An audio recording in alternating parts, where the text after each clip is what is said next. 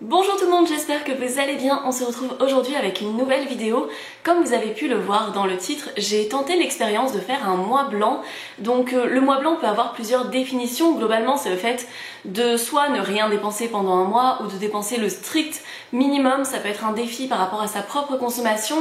Ça peut avoir plusieurs utilités, que ce soit pour prendre conscience de sa consommation quand on a l'impression de surconsommer, même si on a le budget. C'est pas forcément réservé à des situations où on n'a vraiment pas de budget. Ça peut être aussi pour essayer de remettre à flot son compte si on est à découvert.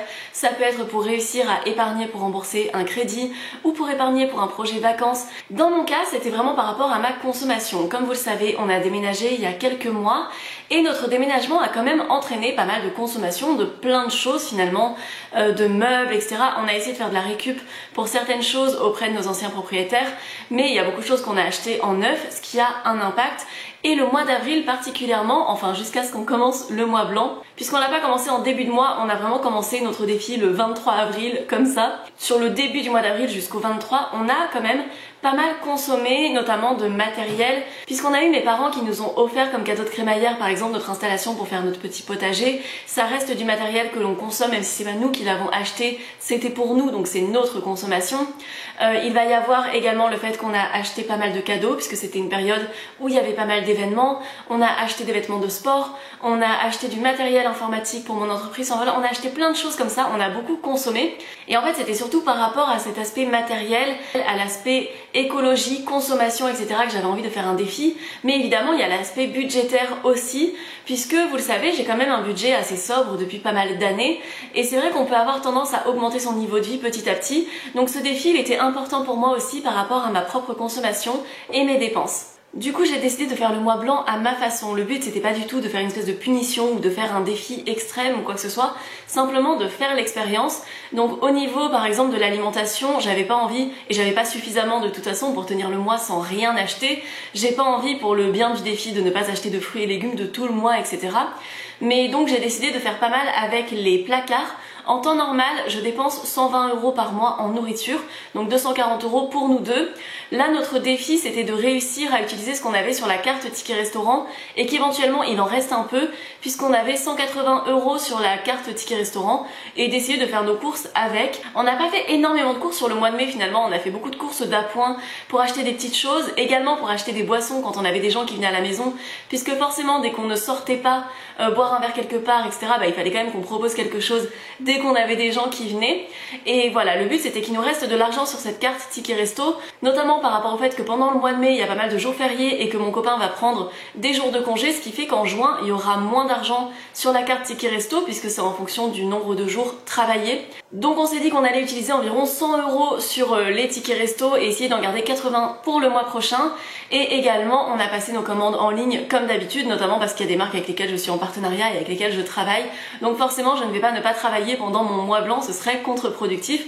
Et également parce que ça fait partie de nos courses habituelles aussi, mais on est resté raisonnable sur ce que l'on a acheté. J'ai décidé de me garder une enveloppe de 30 € virtuelle, on va dire, sur mon compte courant, puisque moi je fonctionne pas avec le liquide, mais j'ai laissé 30 € en plus sur mon compte courant de tout ce que j'avais à payer dans le mois, de mes factures obligatoires, etc. Parce que évidemment je fais pas un mois blanc où je ne paye pas ma facture d'électricité, je ne paye pas mon crédit immobilier. Le but c'est pas de me retrouver en difficulté ensuite, mais je me suis gardé 30 € en plus pour, voilà, je savais qu'il y aurait des petites dépenses, il y en a toujours, et j'avais pas envie que ce soit trop drastique non plus. En temps normal mon budget loisirs, restaurants, vacances, il est de 110 €. Donc forcément c'est lissé sur l'année, il y a des mois je dépense beaucoup moins que ça, et des mois où je dépense beaucoup plus quand je pars une semaine en vacances ou ce genre de choses. Et en temps normal j'ai également un budget cadeau de 50 € par mois. Ce mois-ci je l'ai quand même mis de côté, mais j'ai pas fait de cadeaux puisque j'avais pas besoin d'en faire, tous mes cadeaux avaient déjà été achetés avant et j'avais pas d'événement qui nécessitait d'acheter de nouveaux cadeaux. Mais je l'ai quand même épargné pour plus tard, parce que même si j'ai pas de cadeaux à faire ce mois-ci, j'en aurai à faire à d'autres moments, et des fois ça dépasse 50 €, donc j'aime bien me le mettre de côté. Et en moyenne par mois on dépense 37,50 € pour le budget autre, on va dire. Donc chacun, là je parle vraiment de mon budget à moi, 110 € c'est mon budget loisirs, vacances, etc. Mon copain a le même, on divise tout par deux, mais on aime bien savoir ce qu'on dépense. Et pour le budget imprévu, si on avait eu besoin, évidemment on aurait pioché dans notre compte, mais on n'a pas eu besoin d'y faire appel, en tout cas pour autre chose que notre enveloppe, même si je vais vous expliquer un petit peu comment ça s'est passé pour le mois. Et également l'un des plus gros défis de ce mois-ci, c'était de maintenir une vie sociale normale, ce qui peut parfois être difficile parce que ça dépend en fait des habitudes de consommation de nos amis. Moi dans mes amis j'ai de tous les profils financiers, on va dire, il y en a qui consomment beaucoup, il y en a qui consomment peu, il y en a qui ont beaucoup de moyens, il y en a qui ont très peu de moyens, et donc c'est pas forcément, je fais pas les mêmes choses avec mes différents amis, enfin ça dépend. Et le but c'était aussi de pas spécialement leur dire que je faisais un mois blanc, donc il y en a que j'ai prévenu un petit peu en avance que ce mois-ci on consommait un petit peu moins que d'habitude, donc on faisait attention au budget, mais j'ai pas forcément dit en avance on fait un mois blanc. Le but c'est de ne pas dépenser du tout parce que je ne voulais pas biaiser l'expérience non plus. Donc voilà, après évidemment si on veut vraiment faire des économies et ne pas être tenté du tout, ça peut être pratique de voir moins de monde, mais c'était pas ce que j'avais envie de faire ce mois-ci. Et donc je vais vous détailler semaine par semaine ce que j'ai dépensé et les imprévus qu'il y a pu avoir parce qu'il y a eu énormément d'imprévus. Je sais pas si en temps normal il y a autant d'imprévus dans le mois et je m'en rends pas compte parce que je suis pas dans un défi, ou si c'est vraiment ce mois-ci. Mais bon, il faut dire que le mois de mai c'est aussi un mois où beaucoup de gens ont des jours fériés, c'est le mois où on commence à revoir des gens qu'on n'a pas vus depuis longtemps aussi parce qu'on a plus de temps, il fait beau, le jour se couche beaucoup plus tard, etc.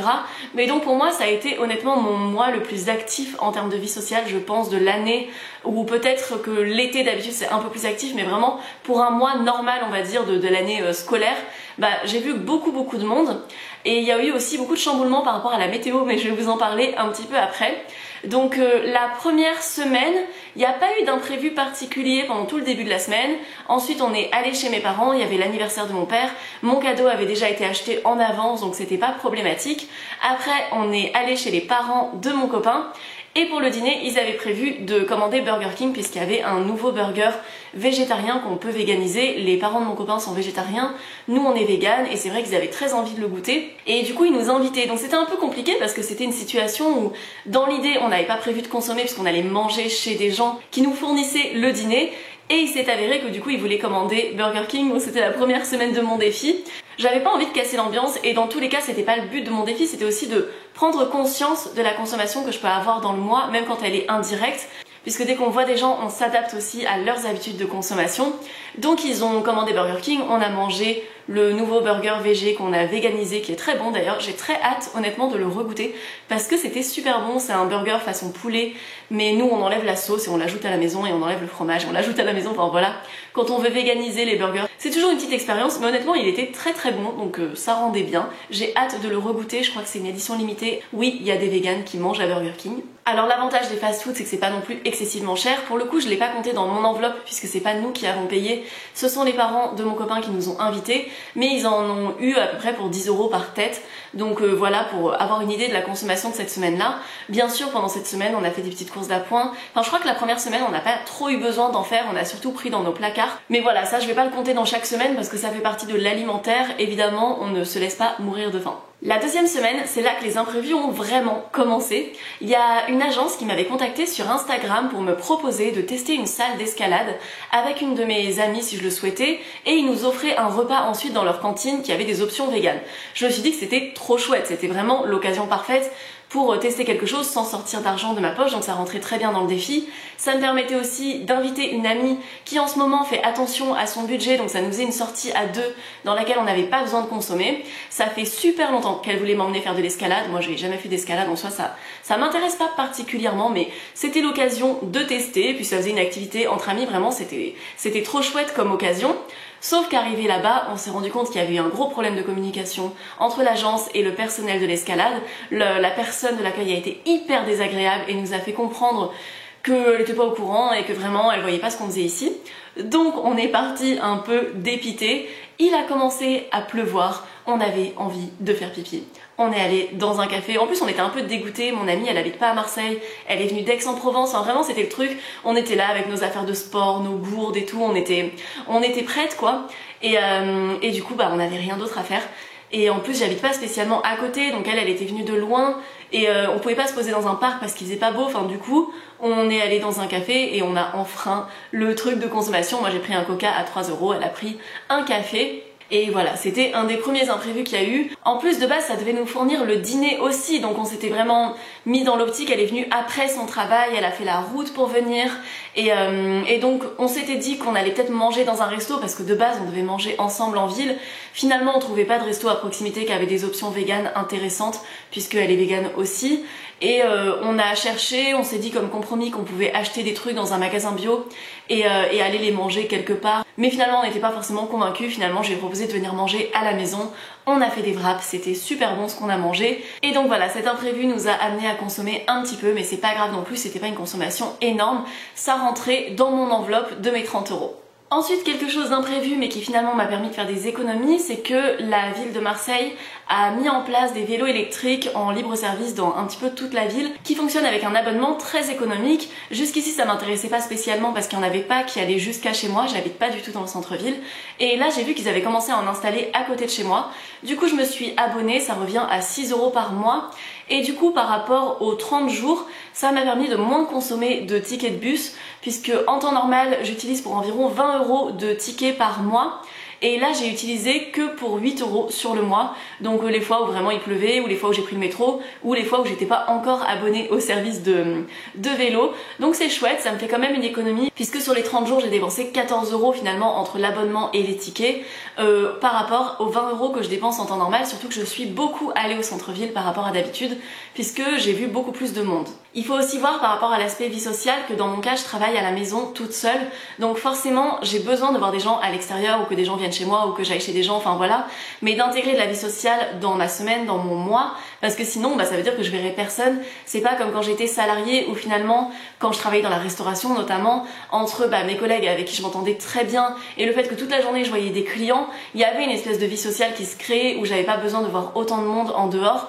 Mais là forcément c'est différent puisque la vie sociale est vraiment très importante quand on travaille de chez soi et qu'on voit pas beaucoup de monde comme ça de chez soi. Heureusement j'habite avec mon copain, mais sinon je verrais vraiment personne.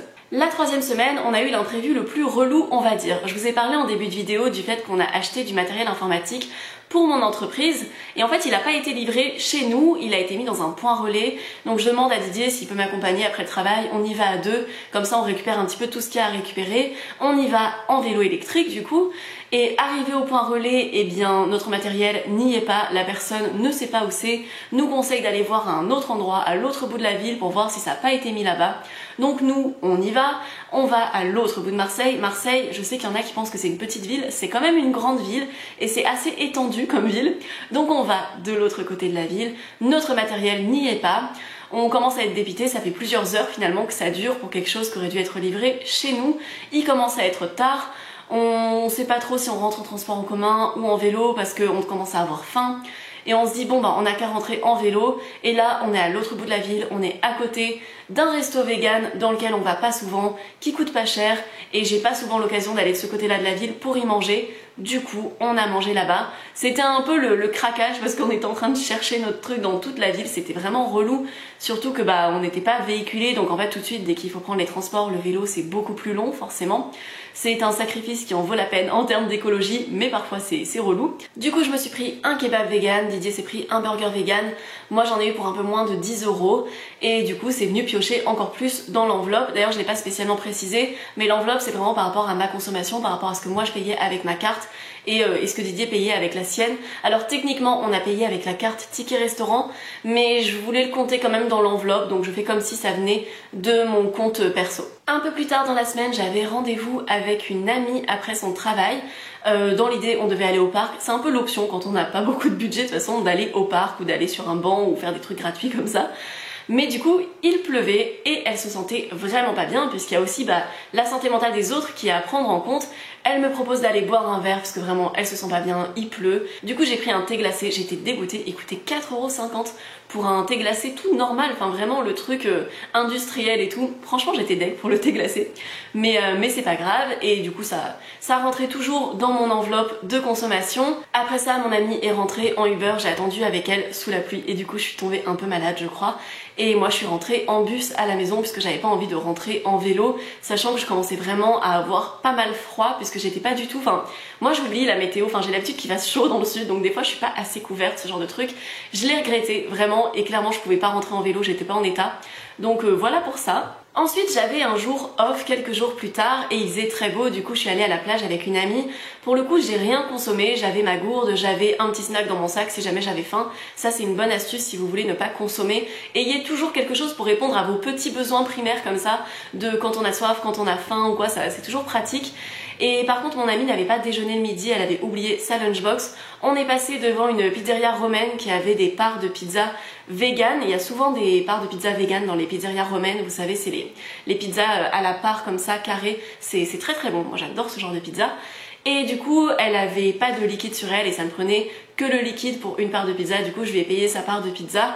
Je l'ai compté dans mon enveloppe aussi, parce que ça fait partie des choses où des fois les gens nous payent un truc, des fois on leur paye un truc, on compte pas forcément qui paye quoi, mais du coup en tout cas ça faisait partie de mon enveloppe pour le mois et sa part de pizza avait l'air très bonne d'ailleurs. Ensuite j'ai une amie qui est venue boire un verre à la maison, donc ça c'était intégré dans notre budget courses. On avait des petits trucs à boire, des petits trucs à manger que l'on avait compté lorsque l'on a fait nos courses. C'était quand même sympa parce que normalement c'est une amie que je vois pas si souvent que ça et on a tendance quand on se voit à plutôt se voir au restaurant ou à se voir pour boire un verre à l'extérieur. Donc c'était l'occasion de faire quelque chose sans consommer avec une personne avec qui d'habitude je consomme, donc je trouve que c'était intéressant et pour le coup là on n'a rien dépensé de plus. Et enfin nous arrivons à la 4e semaine, bon je dis semaine mais elle dure un peu plus longtemps qu'une semaine puisque dans un mois il y a un peu plus que 4 semaines. C'était une semaine où je voyais beaucoup de monde, que ce soit après mon travail ou sur mes jours off. Et il y avait aussi le début des vacances de Didier pendant cette semaine. Donc pour les premiers jours ça s'est bien passé, j'ai invité une amie à la maison, je suis allée faire une randonnée avec une amie, donc on n'a rien consommé, de toute façon il n'y a rien pour consommer à proximité. On avait nos gourdes, on avait des petites noix dans le sac au cas où on avait faim. Tout se passe bien. Un peu plus tard dans la semaine, je vais voir une amie à Aix-en-Provence. On a réussi à presque passer une journée sans consommer. On avait amené de quoi manger, on s'est vu pendant longtemps, donc on s'est pas vu juste 2-3 heures. On s'est vraiment vu pendant presque l'intégralité de la journée. On avait à manger, on avait à boire, tout allait bien, mais à un moment on avait vraiment une envie pressante. On trouvait pas de toilettes publiques et on n'a pas osé entrer dans un bar ou quoi, enfin ce genre de choses où tu entres sans consommer pour aller aux toilettes. Du coup on a pris un café chacune, ça a coûté 1,80€, ça s'intégrait plus ou moins dans mon enveloppe. Encore je crois qu'à ce moment-là je l'avais pas encore dépassé, ça vous fait un petit spoiler pour après. Mais voilà, ça restait, voir quelqu'un pendant toute une journée et finalement ne consommer que un café, ça va, c'est correct, je trouve. Dans les jours suivants, j'ai fait une balade avec une amie, j'ai une amie qui est venue à la maison. Tout ça, ça n'implique pas spécialement de consommation. En plus, c'était des amis qui consomment vraiment très très peu, même en temps normal. Donc c'était pas forcément un défi par rapport à ça parce qu'on a l'habitude de se voir sans consommer. Donc là, c'est plutôt facile. Ensuite, on a un couple d'amis qui nous a proposé qu'on se voit, on les voit d'habitude environ une fois par mois et souvent c'est une des sorties où on consomme le plus dans le mois, puisqu'on a tendance à aller au restaurant puis à aller au cinéma par exemple, et quand on fait un peu double activité comme ça ou qu'après on va boire un verre, on a tendance à pas mal consommer et il y a un peu ce côté où on invite les autres puis les autres nous invitent, etc. et où on a tendance à moins avoir conscience de ce qu'on dépense vraiment parce qu'on fait pas trop attention à ce qu'on prend et là c'était un petit peu un défi parce que j'avais pas envie d'exploser mon enveloppe du mois non plus en une soirée. Enfin là j'aurais totalement dépassé, c'est évident. Si on allait au restaurant ou au cinéma ça aurait clairement tout fait dépasser, mais du coup j'aurais proposé qu'on se voit soit chez eux soit chez nous et j'ai pas précisé qu'on faisait un mois blanc mais j'ai dit voilà que ce mois-ci on faisait un petit peu attention. Ils nous ont dit que eux aussi donc c'était parfait et ils nous ont proposé de venir manger chez eux, de faire une soirée burger vegan, donc c'était très chouette. Ils sont allés acheter des produits Beyond Meat, ils sont pas du tout vegan donc en plus c'était très sympa de leur part. Et nous on a amené quelques trucs qui manquaient, des fromages vegan, des sauces, etc. Déjà bon, il y a eu la partie où je vous en ai parlé dans mon dernier retour de course. Vu qu'ils allaient dans un magasin où on n'avait pas trop l'habitude d'aller, ils ont proposé de nous prendre des choses pour chez nous. Donc ils nous ont acheté des hachés Beyond Meat en plus, que finalement ils ont refusé qu'on paye, mais donc je l'ai quand même intégré dans ma dernière vidéo retour de course si jamais vous voulez aller voir ça. Et après, donc on a mangé des burgers, tout s'est super bien passé, etc. Et après ils nous ont proposé d'aller tester une salle de billard qui était juste à côté de chez eux. Et c'est vrai que j'ai été un peu gênée, j'ai pas osé refuser parce que j'avais pas envie en fait que mon défi prenne le dessus ou gâche la soirée des autres. Et donc finalement on est allé faire notre soirée billard, on est allé jouer au billard. C'était 16€ pour 5 personnes, sachant qu'on a joué pour un bon bout de temps quand même. Au moment de régler, c'est le genre de situation où on n'aime pas partager l'addition, on va dire, donc ils s'apprêtaient à régler. J'ai préféré régler moi parce qu'ils nous avaient invités à manger et du coup ça a fait dépasser ma petite enveloppe du mois puisqu'il y a eu 16€ de consommation en plus. J'ai fait attention quand même pendant la soirée à pas prendre de verre ou ce genre de choses et juste payer pour l'activité qu'on avait prévue qui était le billard. C'était très chouette, ça faisait du bien de consommer aussi, ça faisait du bien de faire des activités payante on va dire aussi parce que des fois c'est chouette également et 16€ pour 5 je trouve que c'était correct. Les vacances de Didier ont ensuite commencé et on n'a pas vu beaucoup de monde dans les jours qui ont suivi. Du coup, on n'a pas consommé du tout. Donc là, c'était chouette pour cette partie-là, c'est que on a fini le mois sans dépasser plus que prévu l'enveloppe. Et voilà, et là, le défi est fini depuis hier. À partir d'aujourd'hui, du coup, on va probablement reconsommer puisque cet après-midi, on a prévu d'acheter un gâteau dans une pâtisserie. Donc forcément, ça va nous faire consommer. Mais notre défi est terminé. Et on va passer au petit récap de ce mois, ce que j'en ai tiré, est-ce que l'expérience est réussie, etc. Alors au final, j'ai dépensé 39,30 € dans le mois pour tout ce qui est loisirs, resto, sorties, etc. Ce qui est quand même bien plus bas que mon budget habituel. J'ai quand même mis de côté 50 € pour le budget cadeau parce que si c'est reporté à un autre endroit, je veux pas faire de fausses économies, en fait me dire ça va, j'ai économisé cette somme là, mais si je suis obligée de la dépenser quand même dans 2 mois, c'est pas une vraie économie. C'est pareil pour le budget vacances, j'ai quand même mis finalement 50 € de côté pour le budget vacances aussi, si jamais à un moment, voilà, pour reporter à un autre mois, puisqu'il y a des moments où je fais des vacances et je veux pas que ce soit pris intégralement du mois où je pars. On a fait très peu de courses. Au final, pour le mois, en comptant ce qu'on a utilisé la carte ticket resto et en comptant également les courses qu'on a faites en ligne, on en a eu pour 150 €, donc c'est très correct pour deux, sachant que bien évidemment, on a pris dans nos placards. On n'a pas mangé pour 150 €, mais en tout cas, c'est ce que ça nous a coûté sur ce mois-ci, et ça nous laisse du coup 80 € sur la carte ticket resto pour le mois prochain. Donc c'est très chouette puisque en juin, il va y avoir ce qui aura été cagnoté en mai, mais ce qui sera pas énorme puisque Didier a pris pas mal de jours en mai, mais ça nous permettra de faire le mois de juin sans trop piocher sur nos comptes en banque et en utilisant majoritairement la carte ticket resto. Donc ça, c'est vraiment chouette. Pendant le mois, j'ai fait du 7 ans maison 4 fois et je suis plutôt fière de moi parce que si vous voyez ce que c'est le 7 ans maison à la farine lavée, j'en ai déjà parlé dans mes défis petit budget, etc. C'est vraiment un des moyens d'obtenir la source de protéines la moins chère qui soit. Vraiment, ça revient à peu près à 22 centimes par portion d'aliments protéinés. C'est très rare qu'on puisse trouver un steak à 20 centimes ou des protéines végétales même qui reviennent à 20 centimes. Généralement, c'est toujours un peu plus. Par exemple, des pois chiches, ça va revenir à peu près à 35 centimes, 40 centimes. Donc vraiment, le 7 ans, c'est hyper économique. Mais c'est un peu relou à faire, donc je suis plutôt fière de moi d'avoir réussi à trouver le temps dans ce mois qui en plus était extrêmement chargé de faire du 7 ans maison 4 fois. Ça nous a fait plein de portions de protéines, puisqu'avec un rôti de 7 ans on va dire que j'obtiens, ça me permet de faire à peu près 6 à 7 portions de protéines, donc c'est très pratique et ça nous a bien fait économiser. J'ai passé environ une dizaine de moments plus ou moins longs dans le mois de vie sociale, que ce soit des journées entières, que ce soit quelques heures, donc j'ai pas moins profité des gens qu'en temps normal. Ma vie sociale a même été plus active qu'en temps normal puisque généralement j'ai tendance à organiser plutôt 2 fois par semaine de la vie sociale en plus du week-end, donc aller boire un verre ou voir quelqu'un juste 1 heure ou 2 comme ça dans la semaine. J'ai tendance à le faire que 2 fois, là je l'ai fait un peu plus que d'habitude, mais c'était très chouette aussi et ça a forcément un petit peu impacté les dépenses de consommation, mais pas tant que ça non plus. Ce qui est intéressant, c'est que mes consommations du mois n'ont pas été matérielles, ça a surtout été des choses qu'on prend, donc boire un verre, manger quelque chose, payer pour utiliser un billard, mais ça n'a pas été d'acheter de nouvelles choses et ça c'était important pour moi aussi parce que ce qui a le plus d'impact écologique c'est quand même le matériel. Alors bien évidemment ce qu'on consomme quand on mange etc ça a un impact, hein, c'est pas du tout mineur, mais quand on consomme vegan déjà ça pollue pas tant que ça. Et en plus de ça, le fait de pas acheter de vêtements, de matériel informatique, ça ce sont des choses qui polluent énormément, vraiment ça a un impact massif. Donc si on veut agir sur son empreinte écologique, souvent c'est sur tout ce qui est achat de matériel qu'on peut faire jouer, mais bien évidemment sur ses consommations du quotidien.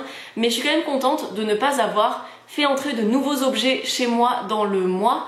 J'aurais bien aimé pouvoir obtenir le matériel informatique que j'ai payé le mois précédent, par contre malheureusement c'est toujours en transit, ça c'est un vrai bazar. J'espère que j'arriverai à l'obtenir à un moment ou un autre parce que ça coûtait cher quand même, donc voilà pour ça, mais en tout cas ça faisait pas partie de nos dépenses du mois. J'ai quand même senti sur certains points que le fait de consommer me manquait un petit peu.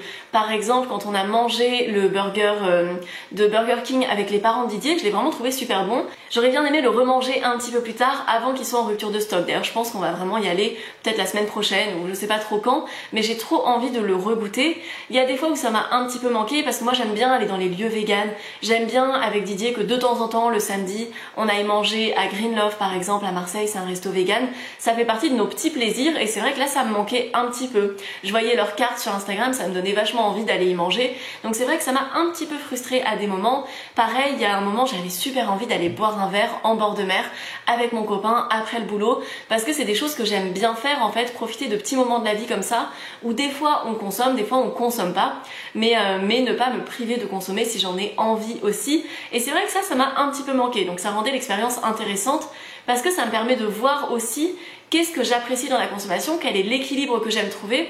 Et j'ai trouvé que ça reflétait pas mal que finalement ce que je fais en temps normal est un bon équilibre pour moi. Donc pas le mois précédent où on a vraiment beaucoup consommé, mais le fait de ne pas me priver d'aller boire un verre, de manger au resto quand j'en ai envie, etc. Sans manger au resto 3 fois par semaine. Enfin voilà, on peut trouver un équilibre, et c'est pour ça que des fois je vais recevoir des messages qui me disent, quand je parle de combien j'économise par an, puisque je fais beaucoup de vidéos sur le budget, où je détaille mon budget, où je dis comment j'ai fait pour acheter mon premier appartement, etc. Et comment j'agis sur ma consommation. Il y a des gens qui me disent non mais tu te prives beaucoup trop, c'est pas possible, c'est une vie de monastère, etc. Enfin, mais en fait pour moi non, vraiment ma manière de consommer habituelle, je la trouve super saine par rapport à ce que j'ai envie de faire. Et là j'ai ressenti qu'il y avait un manque, donc il y avait une différence quand même par rapport à ce que je fais en temps normal, et c'était important pour moi de pouvoir le constater aussi. Et donc si on parle vraiment en termes de budget pur, j'ai dépensé 719 € dans le mois, ce qui va inclure mon crédit immobilier, ma facture d'électricité, mon assurance, tout ce que j'ai à payer au quotidien, ma facture d'internet, etc., téléphone. Et donc mon crédit immobilier il est à 425 €, donc ça prend déjà une grande part de ce budget. Et dans ce que je compte aussi, je compte le fait que j'ai mis de côté 50 € pour les cadeaux, j'ai mis 50 € de côté pour les vacances, et j'ai aussi mis de côté 54 € pour la taxe foncière pour le moment où je dois le payer, puisque c'est quelque chose que je paye en une fois au moment où je reçois la facture, donc je l'épargne un petit peu avant. Donc en fait c'est vraiment un mois où finalement non seulement on a très peu consommé, mais on a mis de côté pour des consommations futures. Et j'aime aussi voir que je suis capable en fait de vivre avec si peu, parce que ma situation financière a beau être bien actuellement, j'ai beau bien gagner ma vie, j'ai pas forcément la situation professionnelle la plus stable du monde. Être créateur de contenu, pour beaucoup ça peut envoyer des paillettes ou quoi, mais pour beaucoup de créateurs de contenu, il y en a beaucoup qui vivent avec moins que le SMIC par exemple. Et pour moi c'est important de me dire que si demain mon contenu ne marche plus aussi bien, ou si je n'arrive plus à générer autant de revenus, je peux finalement vivre avec pas tant que ça, et réussir à payer quand même mon crédit immobilier et mes factures, même si là dans les 719 €, il faut compter le fait que j'ai des avantages en nature. Donc par exemple quand je dis que je paye 150 € pour les courses, je compte le fait que par exemple une marque va m'envoyer 50 € de bons d'achat pour consommer chez elle, je le compte comme si je l'avais dépensé de ma poche, mais dans ce qui sort réellement, là c'est pas compté dans les 719 €. Si jamais vous n'avez pas eu l'occasion de la voir, je vous invite à voir ma vidéo sur mon budget 2023, sur tout ce que j'ai prévu de consommer sur le mois, ce que j'ai prévu de gagner, j'expose absolument tous les chiffres, j'ai pas vraiment de tabou sur ce sujet là, donc si vous voulez aller la voir, n'hésitez pas, je vous la mets par ici et je vous la mettrai aussi en barre d'infos si vous voulez aller voir ma vidéo sur le budget 2023. En tout cas, j'espère que cette vidéo aura pu vous plaire, qu'elle pourra peut-être vous inspirer à faire un mois blanc. Et forcément, c'est toujours un peu plus compliqué que juste se dire « je ne consomme rien pendant un mois ». C'est faisable aussi, mais je trouve que ça aurait été un peu plus frustrant. Là, ma consommation du mois ressemble pas mal à ce que je faisais quand j'étais étudiante, et que finalement je consommais un petit peu mais pas beaucoup, que j'allais plutôt me diriger quand je mangeais à l'extérieur vers des choses à moins de 10 €, que j'allais choisir plutôt de me poser dans un parc et d'acheter une canette d'ice tea plutôt que d'aller consommer dans un bar ou ce genre de choses. Ça ressemble un petit peu à ce que je faisais à ce moment-là. Et c'est vrai que je me rends compte que j'ai un petit peu augmenté ma consommation depuis, ce qui n'est pas pour me déplaire puisque j'apprécie pouvoir consommer un peu sans surconsommer en fait. Et du coup je suis contente de pouvoir reprendre ma consommation classique. Je pense que ça va me donner plus le réflexe d'inviter les gens chez moi et d'aller chez les gens un peu plus que ce que je faisais déjà, parce que j'ai trouvé que c'était sympa, et c'est bien aussi de pas être obligé de toujours consommer pour se voir, de faire des randos. Ça pousse aussi à se voir à l'extérieur, à profiter de la nature, donc j'ai trouvé que c'était vraiment sympa, même si je le faisais déjà en temps normal, mais je l'ai fait un peu plus ce mois-ci. Et voilà pour tout ça, n'hésitez pas à me dire en commentaire si vous avez déjà fait un mois blanc, si vous envisageriez de le faire, si vous avez d'autres astuces comme ça pour vous permettre d'épargner ou de moins consommer, que ce soit pour l'aspect écologique ou l'aspect économique. Je trouve que c'est super intéressant. Si vous avez envie de soutenir mon contenu, n'hésitez pas à avoir de l'interaction avec celui-ci, que ce soit de liker, commenter, partager ou tout simplement de vous abonner à ma chaîne, c'est ce qui me soutient le plus. Merci beaucoup à tous ceux qui prennent le temps de le faire, je vois vos soutiens et ça me fait vraiment plaisir. On se retrouve dans environ 5 jours pour une nouvelle vidéo, et sinon on peut se retrouver immédiatement sur Instagram où je partage du contenu quotidiennement, c'est Mûres et Noisettes également. Je vous fais de gros bisous et je vous dis à très bientôt. Ciao ciao!